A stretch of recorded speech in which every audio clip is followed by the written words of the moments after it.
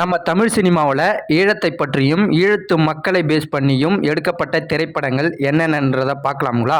First மேதகு. மேதகுன்னு சொன்னாலே எல்லாருக்குமே தெரியும். நம்ம மேதகு பிரபாகரனுடைய பயோபிக் மாதிரி எடுத்திருப்பாங்க. மேதகு 1, மேதகு 2ன்னு 2 பார்ட்டாக ரிலீஸ் பண்ணாங்க. படம் பார்க்கவும் நல்லா இருக்கும்.